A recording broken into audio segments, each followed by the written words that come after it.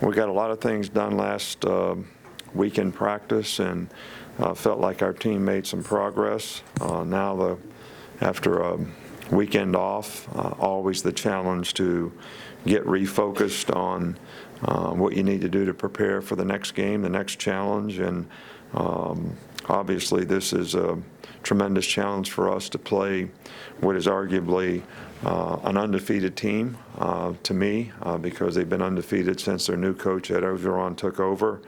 They've got a very good team, playing very, very well right now with new energy and enthusiasm. They've been a lot of really good games against these two teams through the years. It's kind of developed into a rivalry game of sorts because both been ranked over the last 8 or 9 years, most of the time in the top 10. So this is a real challenge game for us. We'll find out who we are, what we're made out of, and how we can compete in a very difficult circumstance. Ed took over this team, and they have played extremely well in the last 3 games in all phases of the game, on offense, defense, and special teams. They have some really outstanding players on both sides of the ball. Leonard Fournette, probably one of the most dynamic running backs that has played college football for a while, and is playing extremely well right now. And when Geis comes in for him, there's not a lot of drop-off there, and the quarterback has played really well and created a lot of balance for him in the last couple weeks. And they've got a couple really, really talented receivers that are really, really good players. And they got a big, strong, physical offensive line that does a great job of executing their running game. And when you get to the defensive side of it, it doesn't really get any better. They're in the top 10 in a lot of categories, and one of the most difficult teams to score on. Very good in the front. Arden Key is a very good rusher. Kendall Beckwith is an outstanding linebacker who leads in tackles, but also runs the show out there and does a really good job. And this is probably the most athletic, talented secondary that we've had to play against, all year long.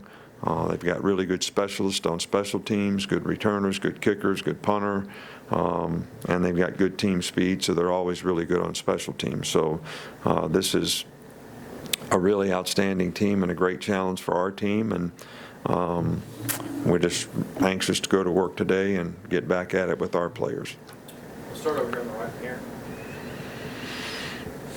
I was wondering what specific ways you've seen Damen Harris improve from last year to this year, and what role Burton Burns played in that. Well, I think Damen, all freshmen sort of, when they're freshmen, sort of feel their way, find their way, not sure about what they're doing. We could see that Damen was a very talented guy, but I just think was not confident in what he was being asked to do. As this year has progressed, he's gotten more and more confident. I think he has a better understanding. You can always relate that back to some degree to your coach, who is actually teaching you the offense and how to do what you do. And he's been very productive and played with a lot of confidence, and has turned out to be the kind of player that we thought he could be, and we're very pleased with how he's performed for us all year long. Right up here with Michael. Kind of same topic about Damen, asking about his vision. What is it about his vision, what makes it good, and how does that come for a running back? Is it natural? Well, I think that any good running back has really good vision. Vision is understanding of the play, how you press the hole, how you make your cuts in the hole based on how the defense reacts. I don't care how talented you are with the ball in your hand, if you don't have that instinctive vision to make those cuts at the right time relative to setting up the blocks, reading the blocks, running off the blocks, I don't think you're going to be productive, and Damen does that very well. Mark. 2 quick ones, if I may. First, an injury update on Alphonse Taylor. Has he been cleared for contact yet? He is going to practice some today. We're kind of allowing him to do what he can, and we'll sort of take it day to day. So I can't really answer that fully. We've been off for 3 days, and we're going to see how he does today. And just with the guys in the secondary, since Eddie's gone down and you had a few days to evaluate those guys, how are you feeling about the safety position, and how has Minka looked when working back there some? Well, Minka has worked back there some, and he's very natural at it. Played it in high school quite a bit. So we haven't made any decisions for sure on how we'll go there. We'll just continue to work and see how it develops and kind of see who can handle it the best and try to put the best combination of guys out there we can relative to what we have to play against. Back on the left with John Senior. You kind of touched on this in your opening statement, the impact that Coach Orgeron has had on them. What, I don't know how well you know him, but what kind of, about his personality, is he just a guy that the team can rally around? Well, I can't really speak or make comparisons. I really don't know what's happened. All I can see is what's happened on the field, and his leadership obviously has had some effect on that relative to the team seems to be playing with a lot of energy and a lot of confidence. They've executed really well, hadn't made a lot of mistakes. And I just feel like in the last 3 games they played really, really well. I could ask a second one on Jonathan Allen. He seems like a guy who's improved, from my perspective, every single year he's been here. Where has he gotten better even this year? Well, last year, Jonathan played because we had a lot of depth. He didn't have to play in all the circumstances in the game. We sort of saved him a little bit for the pass rush situations. And he played some and alternated in there and did a really good job. But this year he's had to play in all phases of the game and has done really well, whether we're playing against a running team or whether he's been called on to pass rush or whatever it's been. So I would say that we had confidence that he could do all those things a year ago. He didn't have to do them as often, but he's accepted the role of what he's had to do on this year's team and done it extremely well, both run and pass. Back in the front here with Dwayne. Looking at Jalen going into a game like this where LSU is so talented on the defensive end, what's the biggest thing you want to get across to him going into a game like this? I think the number one thing that everybody has to do on our team is you got to focus on what you got to do to execute. This is not a trick 'em type situation. I mean, they're going to line up like they line up, and you're going to have to block them, and you're going to have to read what they do, and they're going to play man-to-man, and the receivers are going to have to beat them, and the quarterback's going to have to make throws in small spaces.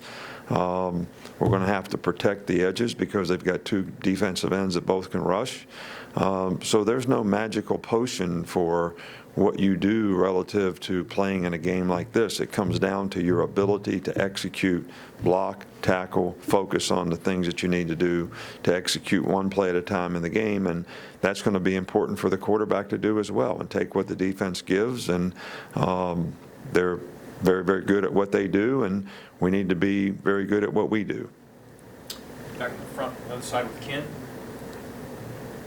Just wanted to ask, your punt return options, did you look at that some last week, and how'd that go? And how important is 4th down in a game like this where field position can be so crucial? Well, we have, looked at our options there. We've had several guys back there that's been back there this year. Xavier Marks has been back there, returned one for a touchdown in a game. Trayvon Diggs has been back there. So we'll continue to evaluate which one of those guys. I think the most important thing in games like this is who's going to do the best job, especially, they're a spread punt team. They've got a left-footed punter. They do bulldog rugby punt sometimes. So the judgment of the guy back there, when to field the ball, when not to field it, when to play it on a hop, when to get away from it, I think that's really critical. And when you're playing against this kind of team, they do a really good job of covering. They've only had like 6 punt returns against them out of 32 punts or something like that. So, I think the key thing is possession of the ball in a game like this. Going to the back with Lars. Coach, when did you first realize that you had something special in Jalen? Well, I think it's a work in progress. We wanted to play him in the first game, so we did that because we thought he had a potential to do some really good things and make a contribution to the team, and he certainly responded well in that game, and we sort of build on that. And you never know how a guy's going to develop and how he's going to improve, especially young players, how they can handle the responsibility that they have, how they can handle their ability to focus and stay with what they're doing. And he's done that extremely well. And I think it's going to be important for us that he continues to do that and he continues to grow and learn. And there's a lot of things that we can do better on offense to be a little more complete team. And I think that those are the things that we focused on a week ago in the bye week to try to improve on. And that's going to be something that's going to be important for us to be able to do in this game. Stay in the back with Cecil. Coach, I have two. First, Calvin Ridley's numbers aren't going to be probably this year what they were last year. How has he handled his role in the offense? What kind of year do you feel like Calvin's having? I think he's having a great year. I think that last year we're a different kind of team. This year we haven't been able to get him the ball as frequently or as on the explosive plays that we were able to last year. It's not that we haven't tried at times, we just haven't succeeded at it. But he's handling it very well. First play of the game last week, he's going crossfield blocking point on Damen Harris's run, and you'd say this guy shot out of a cannon trying to get over there to block somebody. So he's actually doing the things that he needs to do to try to help the team be successful. Never has he shown any signs of being disappointed or frustrated. He is a guy that can make explosive plays for us, and when I say that there's some things that we need to improve on as an offensive team, that's what I'm talking about, being able to get the ball to some of our guys on the perimeter that have chances to make really big plays. And second, any particularly nice birthday presents today? Not really. I only got really one, and it was one of those things where you push the button and it says that's bullshit. That's the only one I got. So I don't know if somebody's trying to tell me something or what.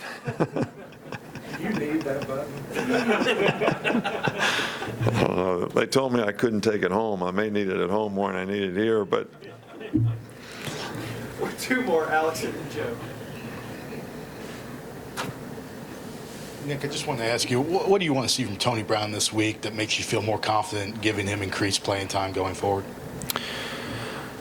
Well, I think that with every player that you put out there and you give an opportunity to play, you want to know that you can trust the guy to do what he's supposed to do. And that would be no different with Tony or any other player that we put out there on the field. That you know what your assignment is, you know what your key is, you know what your read is, and you're going to go do those things, and we can trust you to do your job. That's what we'd want from any player on our team, and that's certainly what we'd like to say that we want to do and get out of Tony Brown if he gets the opportunity to play in a game. We'll wrap up in the back with Joe. Hey, Coach, I know it's a fairly small sample size and the personnel are still the same, but what kinds of changes have you seen to LSU's offense since Coach Orgeron took over? They're using a few more, a little more multiple in personnel groupings, and just done a really good job of executing. Their play action pass game has been very effective. I think it's not real complicated for the quarterback, but he's done a really, really good job of executing and tying the play action passes with their great running game and making explosive plays down the field with some very, very good receivers.